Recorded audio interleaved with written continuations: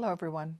I'm speaking to you today not just as a senator, but as a mom to two beautiful daughters whom I've hugged even more tightly than normal over the past 10 months, as I've witnessed the tragedy in the Middle East take the lives of so many other little girls and boys. We all know that finding lasting peace in the region has always been and certainly remains incredibly difficult. But what's not difficult is knowing this, that no child deserves to starve to death when food is waiting for them in convoys stuck on just the other side of a border. That no child deserves for their wounds to go unbandaged when doctors are desperately trying to get to them. And that no child deserves to die of preventable causes when they could be medically evacuated to safety and care. What we're witnessing in Gaza right now is a humanitarian crisis, full stop. And just as so many of us come together after October 7th to say that no child deserved to be terrorized in Israel, we all have a duty to say over and over again for as long as it takes that no child in Gaza should have to suffer so needlessly due to the actions taken by the Netanyahu administration either. Those are just a few of the reasons why I've poured every ounce of energy I've had over the past few months to try to alleviate some of the anguish felt by innocent civilians on either side of the border.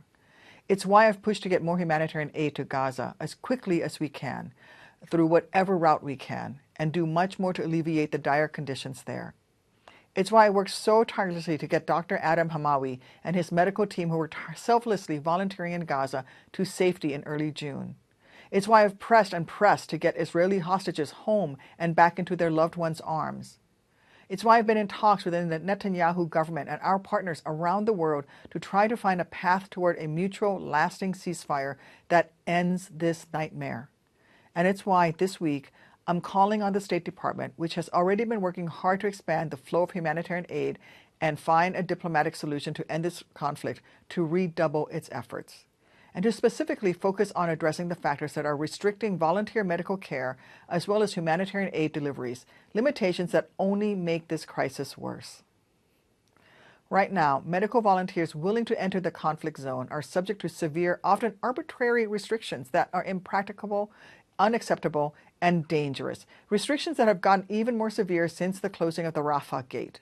The Netanyahu administration has both a moral obligation and an obligation under international law to do much more to alleviate this suffering, and the United States must continue to push them to live up to this duty. I know the folks in the Biden administration have been working day and night to do just that. But in my conversations with volunteers who have recently returned from Gaza, I've learned that much more could be done to improve the flow of humanitarian assistance and aid workers through viable overland delivery routes that already exist. So here's what I'm suggesting.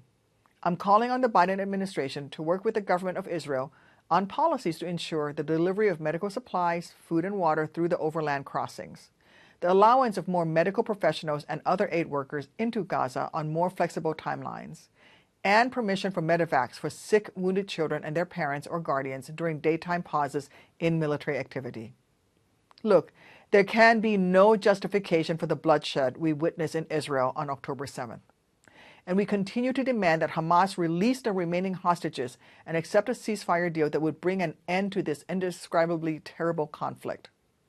But we must also think about the innocents suffering on both sides of the border. We must remember the innocent Palestinian parents, desperate for any clean water to give to their little boy, desperate for the antibiotics needed to treat their dying little girl. It is way past time that the Netanyahu administration establishes the kind of all too obvious processes that would finally allow for the delivery of adequate aid to those many, many families in Gaza who have been forced to suffer from sickness and starvation for so long. I'm not going to stop working to achieve those goals because it's the right thing to do. Thank you.